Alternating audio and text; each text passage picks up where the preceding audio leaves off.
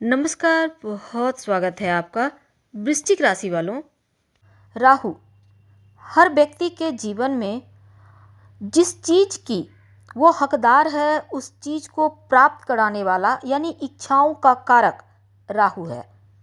अब राहु किसी चीज को प्राप्त करने के लिए जब आप एड़ी चोटी एक कर देते हैं, हर तरह की साम दाम दंड भेद अपना लेते हैं, तब उस चीज को प्राप्त करके ही आप दम लेते हैं और ये राहु के कारण होता है।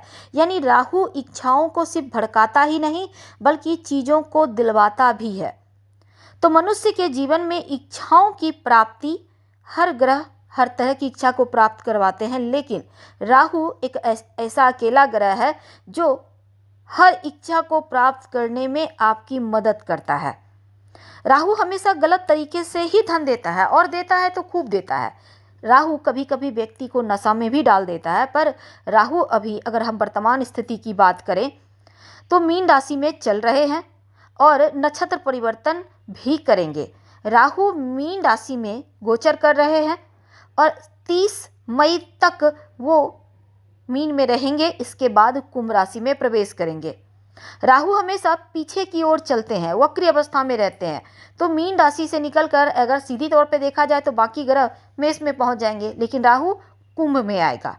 अब राहु मीन राशि के उत्तरा भाद्रपद नक्षत्र यानी कि शनि के नक्षत्र में गोचर कर रहे हैं वर्तमान में, और शनि राहु के मध्य में जो मित्र का संबंध है, शनि राहु के साथ पिशाच योग भी बनाएंगे 29 मार्च से 18 मई तक। अब जो राहु है वो आपके लिए मार्च के महीने में, चूंकि यहाँ पर देखिए 29 मार्च को जो शनिदेव हैं राहु के साथ आकर पिशाच योग बनाएंगे और राहु मीन राशि में 30 मई तक देवगुरु बृहस्पति के नक्षत्र पूर्वा भाद्रपद नक्षत्र में रहेंगे। तो बृहस्पति का नक्षत्र है, अब बृहस्पति के नक्षत्र में और बृहस्पति की ही राशि में राहु, और अंतिम पड़ाव चल रहा है राहु का। फिर इनका महापरिवर्तन होगा और ये अपने जो मित्र हैं शनिदेव उनके घर कुंभ राशि में चले जाएंगे। तो मीन राशि में जब तक हैं दुखों से मुक्ति दिलाने वाले हैं, लेकिन जब वो मित्र के घर जाएंगे तब पूरी तरह से रिलैक्स हो जाएंगे और राहु जबरदस्त लाभकारी उन्नतिदायी रहेंगे अगले जो आपका 1.5 साल का वक्त है उसमें। लेकिन अभी जाते जाते राहु आपकी लाइफ को कितना बदलेंगे, क्योंकि मीन राशि जो होती है यानी 12वीं राशि है मीन राशि, अंतिम राशि जिसको कहते हैं, ये मोक्ष की राशि है, धर्म की राशि है, मनुष्य के जीवन में सात्विक चीज़ों को दर्शाती है मीन राशि, उनके व्यक्तित्व को दिखाता है। अपने जीवन में अगर अपने स्वार्थ के कारण कुछ गलतियां भी कर लें तो जो देवगुरु बृहस्पति होते हैं उनका प्रभाव से व्यक्ति के अशुभ प्रभाव को कम किया जाता है या वो कम करते हैं। जैसे ही राहु पूर्वा भाद्रपद नक्षत्र यानी कि बृहस्पति के नक्षत्र में प्रवेश करेंगे मार्च के महीने में, तो जो भी अशुभ प्रभाव था वो बहुत हद तक शुभ स्थिति में आ जाएगा, बहुत ज़्यादा लाभकारी रहेगा। लॉटरी जुआ सट्टा शेयर मार्केट क्रिप्टो करेंसी वगैरह में पैसा लगाए हुए हैं तो आपको यहाँ से लाभ होगा।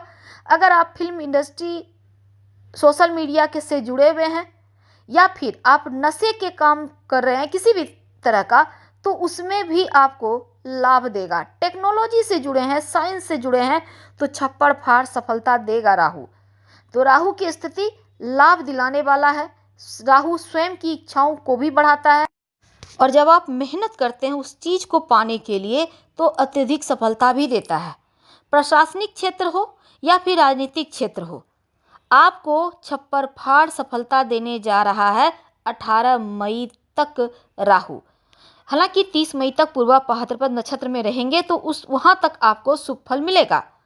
और राहु मीन राशि में चल रहे हैं, इसके बाद वो कुंभ राशि में आएंगे।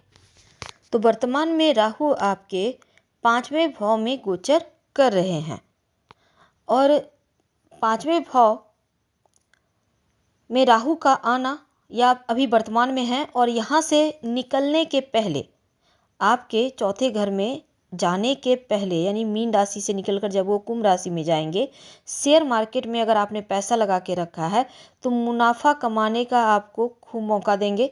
शेयर मार्केट से इनकम के स्रोत बढ़ेंगे। अचानक से धन प्राप्ति, आकस्मिक धन प्राप्ति के योग बनेंगे और भविष्य में होने वाली अच्छी बुरी घटनाओं के बारे में आपको आगे से ही बतलाएंगे राहु। तो राहु का 5वें घर में होना बच्चों के प्रगति कराने में मदद करेंगे। जाते जाते राहु आपके बच्चों के करियर में उनको सफलता देंगे, लेकिन थोड़ा सा स्वास्थ्य का ध्यान रखना है और साथ ही इस समय थोड़ा शांत रहें। हालांकि आपका दिमाग तेज रहेगा, एक्टिव रहेगा। अब जैसे ही राहु का गोचर 18 मई के बाद आपके चतुर्थ भाव में होगा, तब ये समय बहुत अनुकूल नहीं होगा, लेकिन इस गोचर के प्रभाव से सामंजस्य रिश्तों में बनाकर चलिएगा। परिजनों के बीच दूरी ना बढ़े, इसका ध्यान रखिएगा। और सुख, जैसे कार्य क्षेत्र में व्यस्तता रहेगी, जिस कारण से घर में तमाम सुख सुविधाएं रहने के बावजूद आप थोड़े कम सुख भोग पाएंगे। अब आप चाहते हैं कि राहु का अच्छा प्रभाव मिले 18 मई के बाद भी, तब क्या उपाय करेंगे ये भी हम आपको बताएंगे। पर एक बात याद रखिए, 18 मई के बाद परिवार में हद से ज़्यादा हस्तक्षेप मत कीजिएगा और सभी का मत लेकर कार्य कीजिएगा, तो ज़्यादा बढ़िया रहेंगे। लेकिन अभी वर्तमान में हम चलिए समझते हैं कि वृश्चिक के लिए अभी 16 मार्च से लेकर 30 मई तक का जो वक्त है, धन को लेकर अगर दिक्कत थी, प्रमोशन को लेकर परेशानी थी, तो वो समाप्त होगी और कुछ ऐसे बदलाव होंगे कि जो विद्यार्थी हैं पढ़ाई लिखाई के मामलों में सुधार होगा, जॉब इंटरव्यू में सफलता मिलेगा।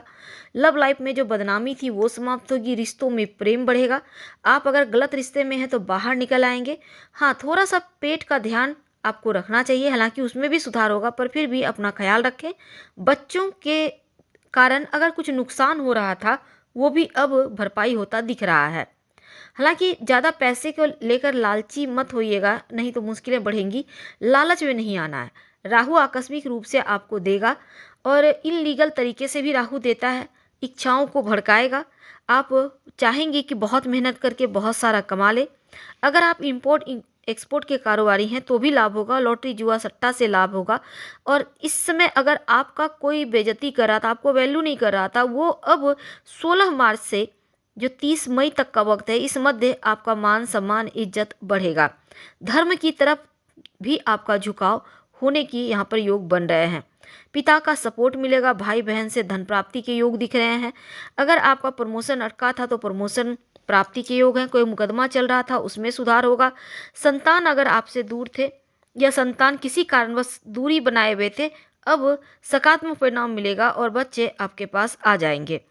वैसे आप उपाय क्या करें?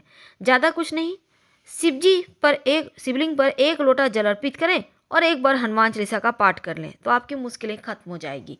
हम आपसे विदा लेते हैं। जानकारी अच्छी लगे तो लाइक कर, सब्सक्राइब करें, शेयर करें, कमेंट करें। धन्यवाद।